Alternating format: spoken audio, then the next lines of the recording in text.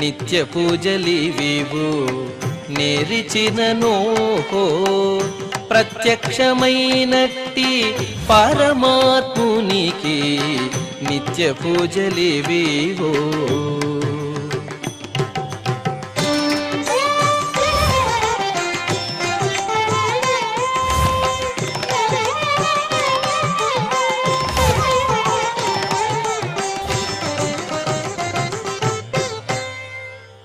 ఓం నమో వెంకటేశాయ.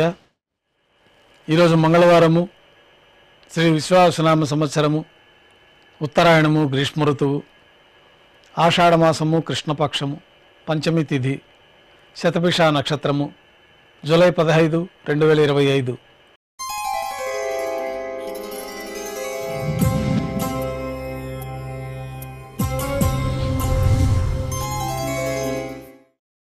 ఈరోజు మంగళవారం ఆనివారి ఆస్థానం సందర్భంగా శ్రీవారి ఆలయంలో కోయిలాల్వారి తిరుమంజనాన్ని నిర్వహించడం జరుగుతుంది.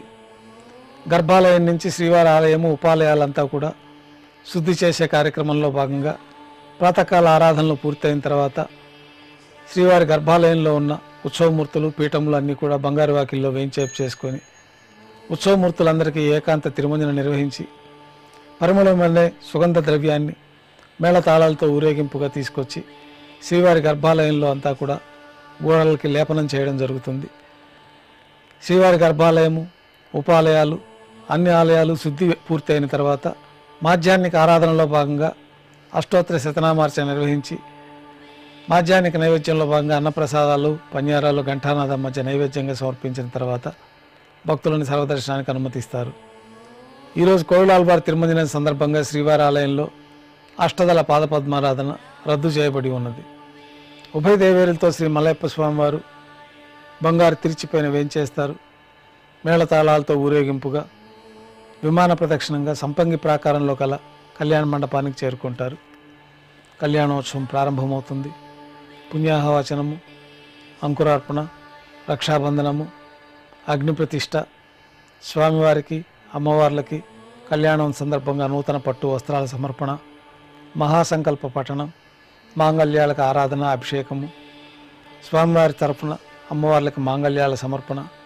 ఈ సందర్భంగా స్వామివారికి, అమ్మవార్లకి కర్పూర నీరాజనము, విశేషమైన హోమాలతో పూర్ణాహుతి పూర్తయిన తర్వాత మాలా పరివర్తనం అనే కార్యక్రమాన్ని నిర్వహించి ఉభయ దేవేరులను స్వామివారి చెంతకు చేర్చి ఈ సందర్భంగా అక్షతారోపణం అనే వైదిక కార్యక్రమాన్ని నిర్వహించి నైవేద్యము, కర్పూర నీరాజనంతో కళ్యాణోత్సవం పూర్తి అవుతుంది.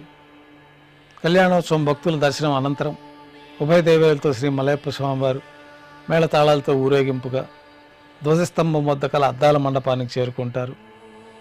వేదపారాయణ నడుమ ఊంజల సేవ నిర్వహించి కర్పూర నీరాజనంతో ఊంజల సేవ పూర్తి అవుతుంది. ఉభయ దేవేరులతో శ్రీ మలయప్ప స్వామివారు ఆలయం వెలుపల కల వైభవోత్సవ మండపానికి చేరుకుంటారు. ఆర్జిత బ్రహ్మోత్సవంలో భాగంగా గరుడ వాహనం పైన శ్రీ మలయప్ప స్వామివారు వేయించేస్తారు. కర్పూర నీరాజన సమర్పణతో గరుడ వాహన సేవ పూర్తి అవుతుంది. హనుమంత వాహనం పైన శ్రీ మలయప్ప స్వామివారు వేయించేస్తారు. కర్పూర నీరాజన సమర్పణతో హనుమంత వాహన సేవ పూర్తి అవుతుంది. పెద్ద శేష వాహనం పైన శ్రీ మలయప్ప స్వామివారు వేయించేస్తారు. కర్పూర నీరాజన సమర్పణతోటి పెద్ద శేష వాహన సేవ పూర్తి అవుతుంది. బంగారు తిరిచిపైన శ్రీ మలయప్ప స్వామివారు వేయించేసిన తర్వాత ఉభయ దేవేరులతో కలిపి శ్రీ మలయప్ప స్వామివారి కర్పూర నీరాజన సమర్పణతోటి ఆర్జిత బ్రహ్మోత్సవం పూర్తి అవుతుంది. సాయం సంధ్య వేళలో 1000 దీపాలతో అలంకరించబడి ఉన్న సహస్ర దీపాలంకరణ సేవ మండపానికి ఉభయ దేవేరులతో శ్రీ మలయప్ప స్వామివారు చేరుకుంటారు. వేదం, గానం, నాదం నడుమ సహస్ర దీపాలంకరణ సేవ నిర్వహించి 4 తిరువీధుల ఉత్సవం పూర్తయిన తర్వాత శ్రీవారి ఆలయంలోకి వేంచేస్తారు. ఆలయంలో నైవేద్యం పూర్తయిన తర్వాత గర్భాలయంలో వేంచేస్తారు. వెంటనే రాత్రి తోమాల సేవ ప్రారంభమవుతుంది. ఉదయం సమర్పించిన పుష్పమాలికలన్నీ సళ్లింపు చేసుకొని గర్భాలయాన్ని శుద్ధి చేసి బంగారు పంచపాత్రలో శుద్ధ జలాన్ని నింపి శ్రీవారికి, ఉత్సవమూర్తులకు ఉపచారాలు సమర్పించి కొత్త పుష్పమాలికలతో మూలమూర్తికి, ఉత్సవమూర్తులకు అలంకరణ జరిపి చతుర్వేద మంత్రాలతో మంత్రపుష్పాన్ని సమర్పించి నక్షత్ర నీరాజనము, కర్పూర నీరాజన సమర్పణతోటి రాత్రి తోమాల సేవ పూర్తి అవుతుంది.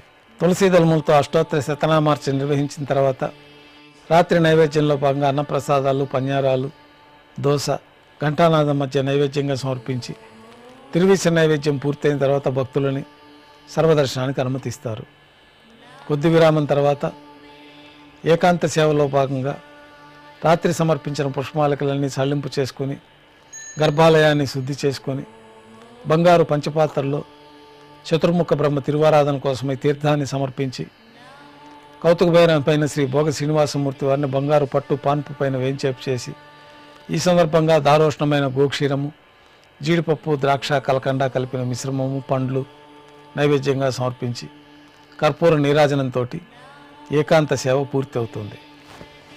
ఓం నమో వెంకటేశాయ.